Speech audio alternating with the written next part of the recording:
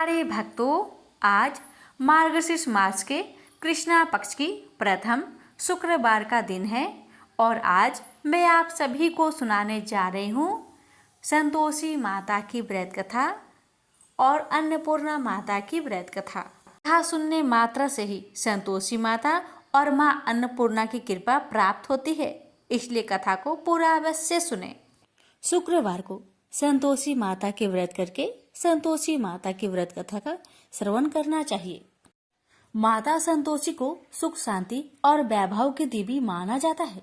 माना जाता है कि शुक्रवार के दिन संतोषी माता का व्रत करने से घर में सुख समृद्धि आती है। साथ ही जिन्हें संतान सुख प्राप्त नहीं हो पा रहा, वो संतान की प्राप्ति के लिए इस व्रत को करते हैं। माता संतोषी अपने भक्तों की सभी मनोकामना को पूर्ण करती है। हालांकि संतोषी माता के व्रत के नियम बाकी व्रतों से अधिक कठिन है, इनका पालन करना बेहद अहम होता है। तो आइए प्यारे भक्तगणों, हम जानते हैं संतोषी माता के व्रत के नियम और इस दिन बनाए जाने वाले भोग के बारे में। साथ में जानेंगे उद्यापन विधि और श्रवण करेंगे कथा। संतोषी माता व्रत की पूजन विधि। शुक्रवार को व्रत का संकल्प कर नहा धोकर लाल रंग के वस्त्र पहने। अब पूजा के स्थान पर माता की पूजा के लिए एक चौकी के ऊपर लाल रंग का कपड़ा बिछा ले और उस पर माँ संतोषी की प्रतिमा या तस्वीर स्थापित करे और इसके साथ ही कलश की भी स्थापना करनी चाहिए। अब माँ संतोषी को सिंदूर, अक्षत, फूल और माला चढ़ाए। ध्यान रखे कि अक्षत यानी चावल के दाने टूटे ना हो। संतोषी माता को भोग में चना और गुड़ चढ़ाना शुभ माना जाता है। साथ ही केला को भी उन्हें चढ़ाना चाहिए। अब घी का दीपक जलाए, धूप दिखाए और व्रत कथा चालीसा मंत्र पढ़कर आरती करे। संतोषी माता की व्रत की उद्यापन विधि विस्तार से जानिए। इस विधि से तब तक व्रत करते रहे जब तक कि आपकी मनोकामना पूरी ना हो जाए। मनोकामना पूरी होने पर उद्यापन अवश्य करे। उद्यापन के लिए 2.5 सेर खाजा, मोयनदार पूरी, खीर, चने की सब्जी और नैवेद्य रखे। घी का दीपक जलाकर संतोषी माता की कथा कहे, जयकारा लगाकर नारियल फोड़े। इस दिन घर में कोई खट्टाई न खाए, ना ही किसी को कुछ भी खट्टा खाने को दे। इस दिन 8 लड़कों को भोजन कराए। लड़के अपने कुटुंब के हो तो अच्छा, अगर ना हो तो ब्राह्मण बालकों को, रिश्तेदारों, पड़ोसियों के लड़कों को बुलाए, भोजन करा के यथाशक्ति दक्षिणा दे, जिसमें पैसे के स्थान पर कोई फल देना अधिक अच्छा होता है। इस तरह विधि पूर्वक पूजा उद्यापन से घर में संतोषी माता की कृपा सदैव बनी रहती है। अब आइए श्रवण करते हैं माँ संतोषी की व्रत कथा। कथा को अधूरा ना छोड़े। माँ की कृपा पाने के लिए कथा को पूरा अवश्य सुनिए और दूसरों के पास भी शेयर कीजिए। प्रेम से बोलिए संतोषी माता की जय। एक बुढ़िया माई थी। उसके 7 लड़के थे। 6 कमाने वाले थे और एक निकम्मा था, कमाता कुछ नहीं था। बुढ़िया माई अपने 6 बेटों के लिए भोजन बनाती थी और उनको भोजन कराती और उनसे जो कुछ जूठन बचती वह 7वें बेटे को देती थी। एक दिन 7वां बेटा अपनी पत्नी से बोला, देखो मेरी माँ को मुझ पर कितना प्रेम है। वह बोली, क्यों नहीं, सबका जो जूठा तुमको खिलाती है। वह बोला, ऐसा नहीं हो सकता। मैं जब तक अपनी आंखों से ना देख लूं, मैं मान नहीं सकता कि मेरी माँ मेरे साथ ऐसा कर सकती है। कुछ दिन बाद त्योहार आया। घर में 7 प्रकार के भोजन और चूरमे के लड्डू बने। अब सबसे छोटे लड़के ने यानी कि 7वें लड़के ने अपना सिर दुखने का बहाना बनाया और पतला चादर ओढ़कर रसोई घर में सो गया, ये देखने के लिए कि मेरी माँ मुझे जूठे भोजन देती है या फिर बनाई हुई ताजी भोजन देती है।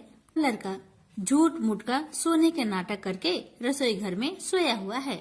वह पतले चादर के अंदर से सब कुछ देख रहा था। तभी 6 भाई भोजन करने आए।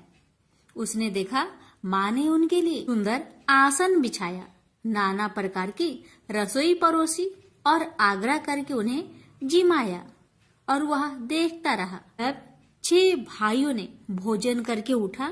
तब माँ ने क्या किया कि उनकी बची हुई भोजन, जूठी भोजन थालियों में से इकट्ठा करके सभी लड्डुओं के टुकड़ों को उठाकर एक लड्डू बनाया और सभी जूठन को साफ करके बुढ़िया ने अपने सबसे छोटे लड़के को पुकारा, बेटा 6 भाई भोजन करके चले गए, अब तू ही बाकी है, उठ और खाना खा ले। तब वह बेटा कहने लगा, माँ मुझे आज भूख नहीं लगा है, मुझे भोजन नहीं करना, मैं अब जहाँ नहीं रहूंगा, मैं परदेश चला जाऊंगा। अपने बेटे की बातें सुन माँ ने कहा, बेटा तू कल जाना चाहता है ना, कल क्यों जाएगा, तुम आज ही चला जा। तब बेटा बोला, हाँ माँ मैं आज ही चला जा रहा हूँ। यह कहकर वह घर से निकल गया। चलते समय पत्नी की याद आई। वह गौशाला में उपले थाप रही थी। वहां जाकर वह बोला, हम जावे परदेश, आवेंगे कुछ काल, तुम रहियो संतोष से, धर्म अपनो पाल। पत्नी बोली, जाओ पिया आनंद से, हमरो सोच हटाए, राम भरोसे हम रहे, ईश्वर तुम्हें सहाय। 2 निशानी आपन, देख धरो में धीर, सुधी मती हमारी, बिसारियो रखियो मन गंभीर। पति बोला, मेरे पास तो कुछ नहीं, यह अंगूठी है, सुले और अपनी कुछ निशानी मुझे भी दे। पत्नी बोली, मेरे पास क्या है, यह गोबर से भरा हाथ। यह कहकर पति की पीठ पर गोबर के हाथ की थाप मार दी। अब पति चल दिया। चलते चलते दूर देश पहुंचा। वहां एक साहूकार की दुकान थी। वहां जाकर कहने लगा, भाई मुझे नौकरी पर रख लो। साहूकार को जरूरत थी तो वह बोला, रह जाओ। लड़के ने पूछा, तनख्वाह क्या दोगे? तो साहूकार ने कहा, तुम्हारा काम देखकर तब हम दाम देंगे। साहूकार की नौकरी मिली। वह सुबह 7 बजे से 10 बजे तक नौकरी करने लगा। कुछ दिनों में दुकान का सारा लेन देन, हिसाब किताब, ग्राहकों को माल बेचना, सारा काम करने लगा। साहूकार के 7-8 नौकर थे। वे सब चक्कर खाने लगे। यह तो बहुत होशियार बन गया है। सेठ ने भी काम देखा और 3 महीने में ही उसे आधे मुनाफे का हिस्सेदार बना लिया। वह कुछ वर्ष में ही नामी सेठ बन गया और मालिक सारा कारोबार उस पर छोड़कर चला गया। इधर पति की अनुपस्थिति में उसकी पत्नी को सास ससुर दुख देने लगे। सारी गृहस्थी का काम करा के उसे लकड़ी लेने जंगल में भेजते हैं। इस बीच घर के आटे से जो भूसी निकलती उसकी रोटी बनाकर रख दी जाती और उसके साथ ही फूटे नारियल की नारेली में पानी। एक दिन वह लकड़ी लेने जा रही थी। रास्ते में बहुत सी स्त्रियां संतोषी माता की व्रत करते दिखाई दी। वह लड़की खड़ी होकर कथा सुनने लगी और पूछा, बहनों तुम किस देवता की व्रत करती हो और उसके करने से क्या फल मिलता है? यदि तुम इस व्रत का विधान मुझे समझाकर कहोगी तो मैं तुम्हारा बड़ा एहसान मानूंगी। तब उनमें से एक स्त्री बोली, सुनो बहन, यह संतोषी माता का व्रत है। इसके करने से निर्धनता, दरिद्रता का नाश होता है और जो कुछ मन में कामना हो सब संतोषी माता की कृपा से पूरी होती है। तब उसने उससे व्रत की विधि पूछी। वह भक्तिनी स्त्री बोली, 1.25 आने का गुड़ चना लेना, इच्छा हो तो 5.25 आने का लेना या फिर 1.25 रुपए का भी सहूलियत के अनुसार लाना। बिना परेशानी और श्रद्धा व प्रेम से जितना भी बन पड़े 1.25 लेना। प्रत्येक शुक्रवार को निराहार रहकर कथा सुनना। इसके बीच कर्म टूटे नहीं, लगातार नियम पालन करते रहना।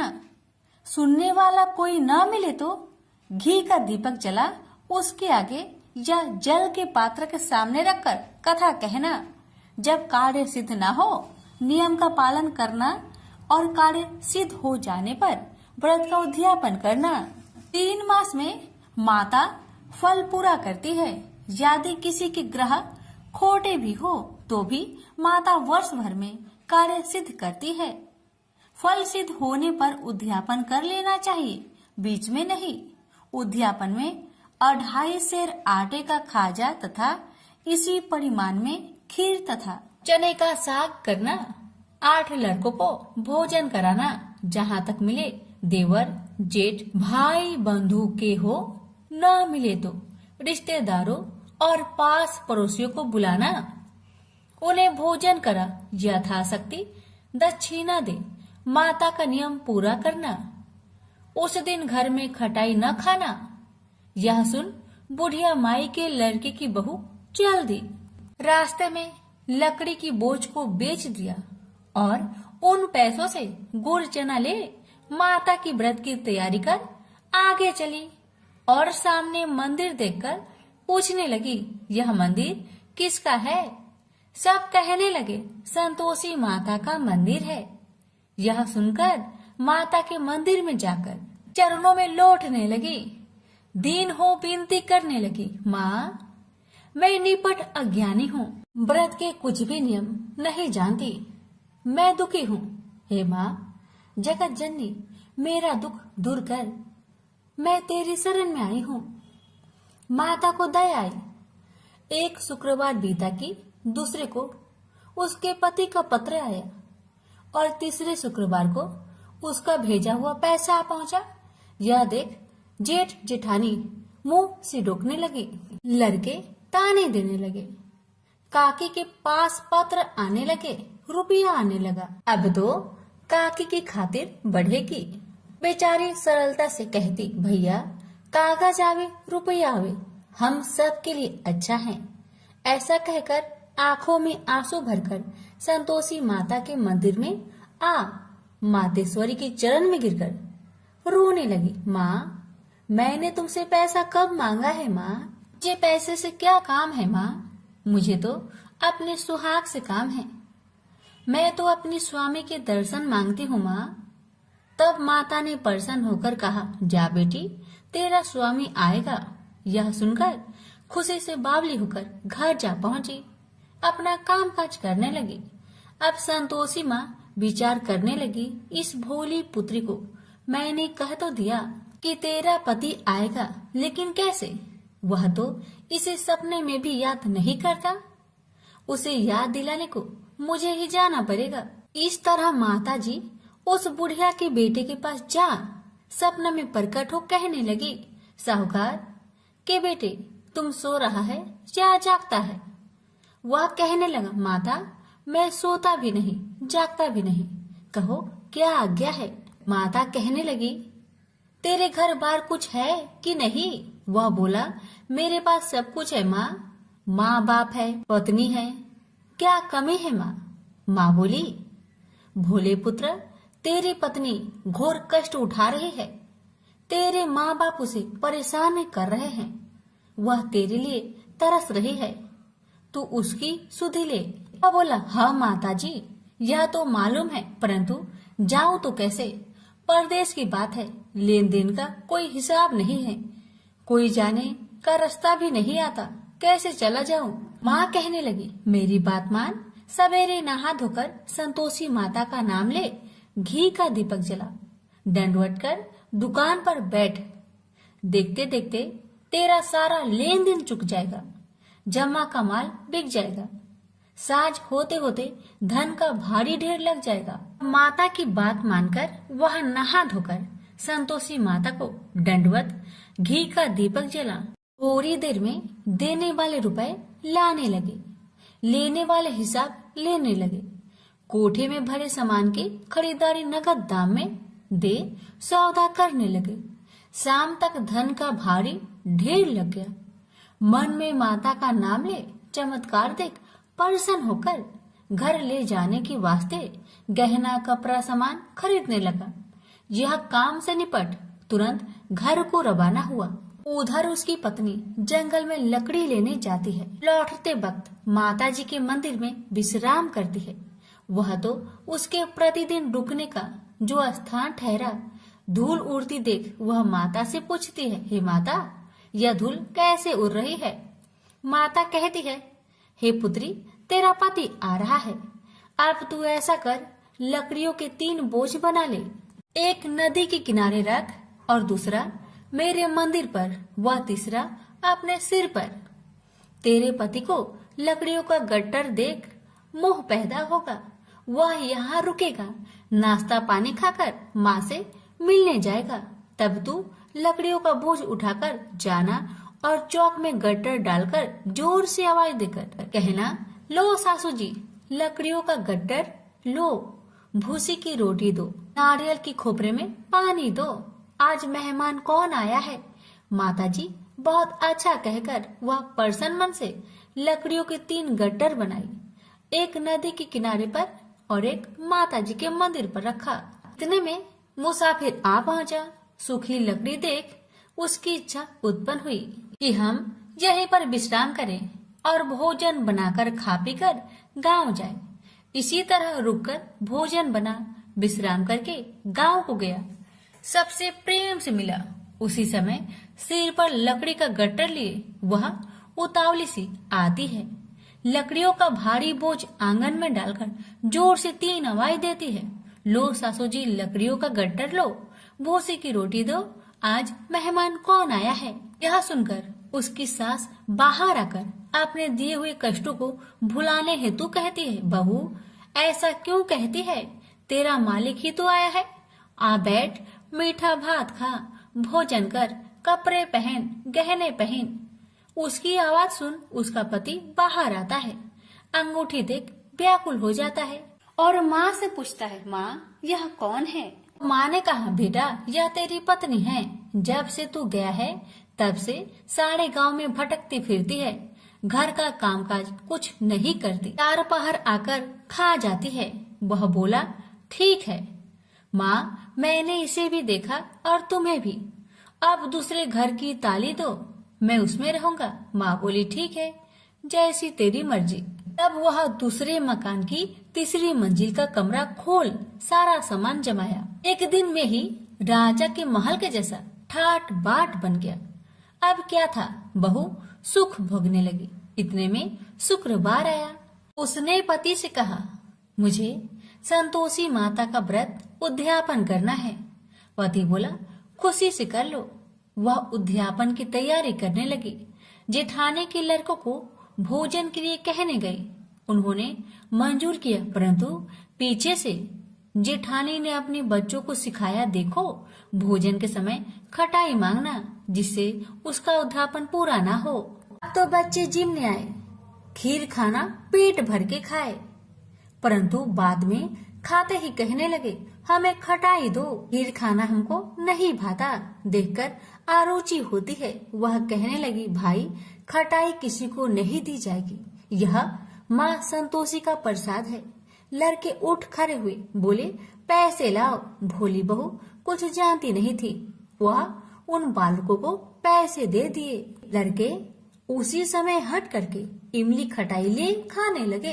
यह देखकर बहू पर माताजी ने कोप किया। राजा के दूत उसके पति को पकड़कर ले गए। जेठ जेठानी मन माने वचन कहने लगे, लूट लूट कर धन इकट्ठा कर लाया है, अब सब मालूम पड़ जाएगा जब जेल की मार खाएगा। बहू से यह सहन नहीं हुआ। रोती हुई बहू माताजी के मंदिर गई, कहने लगी, हे माता, तुमने क्या किया? हंसाकर अब भक्तों को रुलाने लगी। माता बोली, बेटी तूने उद्यापन करके मेरा व्रत भंग किया है। वह कहने लगी, माता मैंने कुछ अपराध किया है क्या? मैंने तो भूल से लड़कों को पैसे दे दिए थे, मुझे क्षमा करो, मैं फिर तुम्हारा उद्यापन करूंगी। माँ बोली, अब भूल मत करना। माँ कहती है, अब भूल नहीं होगी, अब बतलाओ वो कैसे आएंगे? माँ बोली, जा पुत्री, तेरा पति तुझे रास्ते में आता मिलेगा। वह निकली, राह में पति आता मिला। वही पूछी, कहाँ गए थे? वह कहने लगा, इतना धन जो जमाया है उसका टैक्स राजा ने मांगा था, वह भरने गया था। वह प्रसन्न हो बोली, भला हुआ, अब घर को चलो। कुछ दिन बाद फिर शुक्रवार आया। फिर वह बोली, मुझे माता का उद्यापन करना है। पति ने कहा, करो पत्नी। फिर जेठ के लड़कों को भोजन को कहने गई। ठानी ने एक दो बातें सुनाई। सब लड़कों को सिखाने लगी, तुम सब लोग पहले ही खटाई मांगना।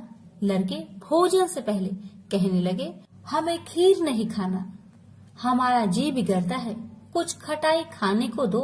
वह बोली, खटाई किसी को नहीं मिलेगा, आना हो तो आओ। वह ब्राह्मण के लड़के को लाकर भोजन कराने लगी। यथाशक्ति दक्षिणा की जगह एक एक फल उन्हें दिया। संतोषी माता प्रसन्न हुई। माता की कृपा होते ही 9वें मास में उसके चंद्रमा के समान सुंदर पुत्र प्राप्त हुआ। पुत्र को पाकर प्रतिदिन माताजी के मंदिर में जाने लगी। माँ ने सोचा, यह रोज आती है, आज क्यों न आई, इसके घर चलो। यह विचार कर माता ने भयानक रूप बनाया। गुड़ चने से सना मुख, ऊपर सूर्य के समान होठ, उस पर मक्खियां भीन भीन कर रही थी।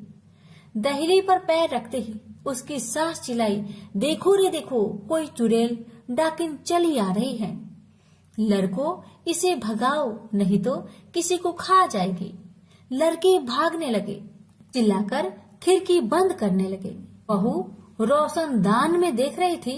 प्रसन्नता से पगली बन चिल्लाने लगी, आज मेरी माँ मेरे घर आई है, आज मेरी माता मेरे घर आई है।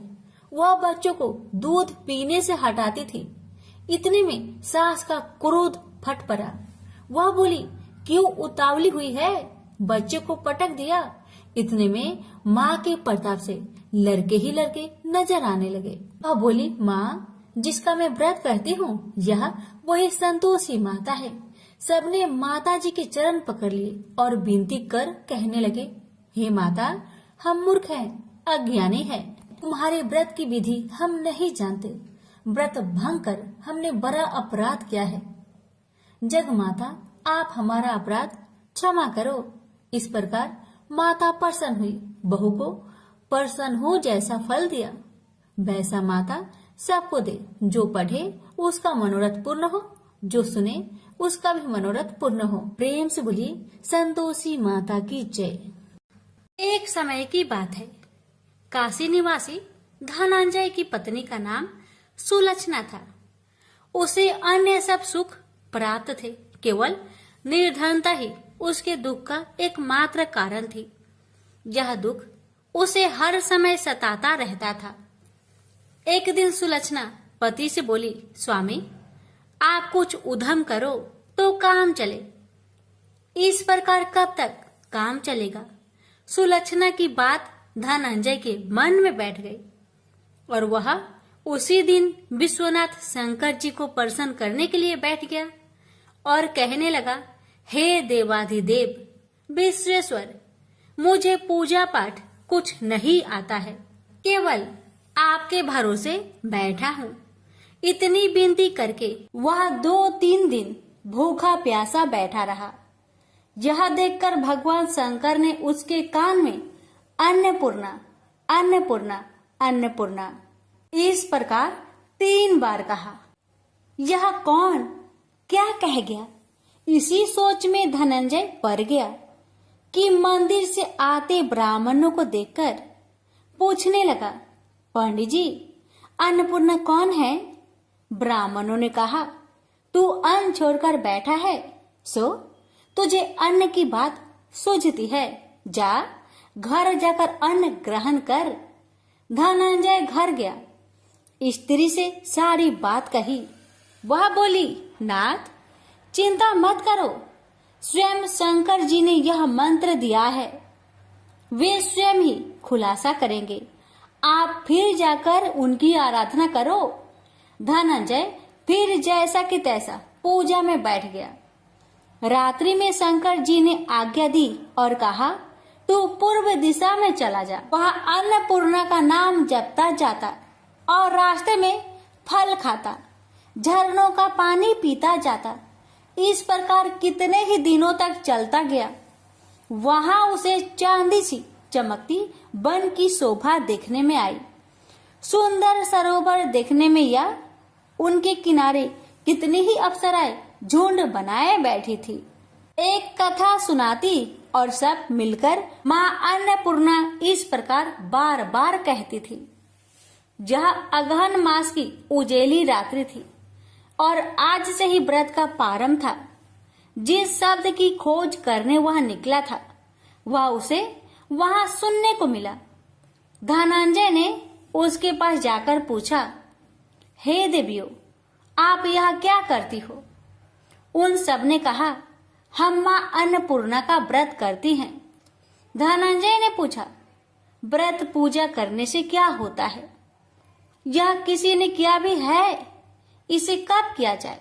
कैसा व्रत है और कैसी विधि है? मुझसे भी विस्तार से बताओ।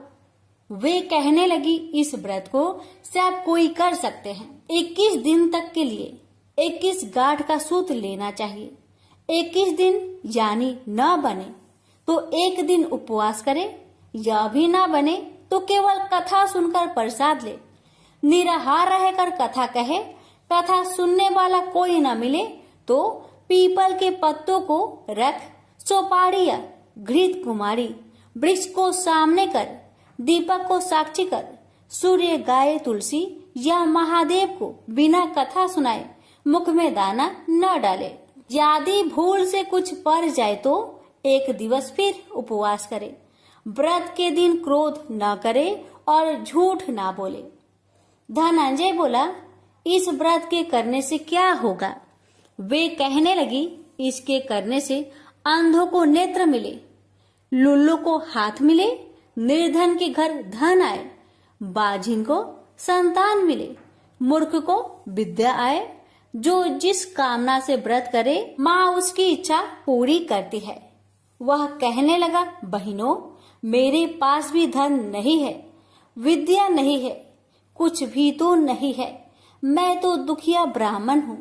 मुझे इस व्रत का सूत दोगी? हाँ भाई, तेरा कल्याण हो, हम तुम्हें अवश्य देंगे। ले, इस व्रत का मंगल सूत्र ले। धनंजय ने व्रत किया। व्रत पूरा हुआ तभी सरोवर में से 21 खंड की स्वर्ण सीढ़ी हीरा मोती जड़ी हुई प्रकट हुई। धनंजय अन्नपूर्णा अन्नपूर्णा कहता जाता था। इस प्रकार कितनी ही सीढ़ियां उतर गया तो क्या देखता है कि करोड़ों सूर्य से प्रकाशमान अन्नपूर्णा का मंदिर है। उसके सामने स्वर्ण सिंहासन पर माता अन्नपूर्णा विराजमान है। सामने भिक्षा हेतु शंकर भगवान खड़े हैं। देवांगनाएं चवर डुलाती है। कितनी ही हथियार बांधे पहरा देती है। धनंजय दौड़कर जगदम्बा के चरणों में गिर गया। देवी उसके मन का कलेश जान गई।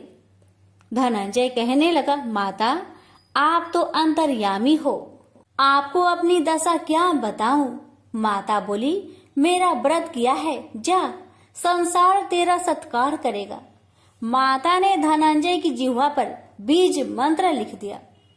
अब तो उसके रोम रोम में विद्या प्रकट हो गई। इतने में क्या देखता है कि वह काशी विश्वनाथ के मंदिर में खड़ा है। माँ का वरदान ले धनंजय घर आया। सुलक्षणा से सब बात कही। माता जी की कृपा से उसके घर में संपत्ति उमड़ने लगी। छोटा सा घर बहुत बड़ा गिना जाने लगा। जैसे शहद के छत्तों में मक्खियां जमा होती है, उसी प्रकार अनेक सगे संबंधी आकर उसकी बड़ाई करने लगे।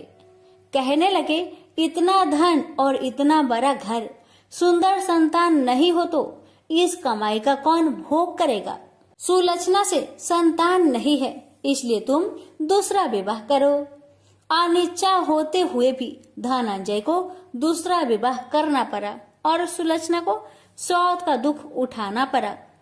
इस प्रकार दिन बीतते गए और अगहन मास आया। नए बंधन से बंधे पति से सुलक्षणा ने कहलाया कि हम व्रत के प्रभाव से सुखी हुए हैं, इस कारण यह व्रत छोड़ना नहीं चाहिए। यह माता जी का प्रताप है जो हम इतने संपन्न और सुखी हैं। सुलक्षणा की बात सुन धनंजय उसके यहाँ आया और व्रत में बैठ गया। नई बहू को इस व्रत की खबर नहीं थी। वह धनंजय की आने की राह देख रही थी। दिन बीतते गए और व्रत पूर्ण होने में 3 दिवस बाकी थे कि नई बहू को खबर पड़ी। उसके मन में ईर्ष्या की ज्वाला दहकने लगी थी। सुलक्षणा के घर आ पहुंची और उसने वहां भगदड़ मचा दी। वह धनंजय को अपने साथ ले गई। नए घर में धनंजय को थोड़ी देर के लिए निंद्रा ने आ दबाया। इसी समय नई बहू ने उसका व्रत का सूत तोड़कर आग में फेंक दिया। अब तो माता जी का कोप जाग गया। घर में अकस्मात आग लग गई। सब कुछ जलकर खाक हो गया। सुलक्षणा जान गई और पति को फिर अपने घर ले आई। नई बहू रूठकर माता पिता के घर जा बैठी। पति को परमेश्वर मानने वाली सुलक्षणा बोली, नाथ घबराना नहीं, माता जी की कृपा अलौकिक है। पुत्र कुपुत्र हो जाता है पर माता कुमाता नहीं होती। अब आप श्रद्धा और भक्ति से आराधना शुरू करो, वे जरूर हमारा कल्याण करेगी। धनंजय फिर माता के पीछे पड़ गया। फिर वही सरोवर सीढ़ी प्रकट हुई। उसमें माँ अन्नपूर्णा कहकर वह उतर गया। वहां जा माता जी के चरणों में रुदन करने लगा। माता प्रसन्न होकर बोली, यह मेरी स्वर्ण की मूर्ति ले, उसकी पूजा करना, तू फिर सुखी हो जाएगा। जा, तुझे मेरा आशीर्वाद है। तेरी स्त्री सुलक्षणा ने श्रद्धा से मेरा व्रत किया है, उसे मैंने पुत्र दिया है। धनंजय ने आंखें खोली तो खुद को काशी विश्वनाथ के मंदिर में खड़ा पाया। वहां से फिर उसी प्रकार घर को आया। इधर सुलक्षणा के दिन चढ़े और महीने पूरे होते ही पुत्र का जन्म हुआ। गांव में आश्चर्य की लहर दौड़ गई। इस प्रकार उसी गांव के निसंतान सेठ के पुत्र होने पर उसने माता अन्नपूर्णा का मंदिर बनवा दिया। उसमें माता जी धूमधाम से पधारी, यज्ञ किया और धनंजय को मंदिर के आचार्य का पद दे दिया। जीविका के लिए मंदिर की दक्षिणा और रहने के लिए बड़ा सुंदर सा भवन दिया। धनंजय स्त्री पुत्र सहित वहां रहने लगा। माता जी के चढ़ावे में भरपूर आमदनी होने लगी। उधर नई बहू के पिता के घर डाका पड़ा, सब लूट गया। वे भीख मांगकर पेट भरने लगे। लक्षणा ने यह सुना तो उन्हें बुला भेजा, अलग घर में रख लिया और उनके अन्न वस्त्र का प्रबंध कर दिया। धनंजय, सुलक्षणा और उसका पुत्र माता जी की कृपा से आनंद से रहने लगे। माता जी ने जैसे इनके भंडार भरे वैसे सबके भंडार भरे। हे माता, अगर आपकी कथा कहने में हमसे कोई गलती हुई हो उसे क्षमा करना और अपने सभी भक्तों की सभी मनोकामना को पूर्ण करना। प्रेम से बोलिए अन्नपूर्णा माता की जय। हर हर महादेव, माता पार्वती की जय।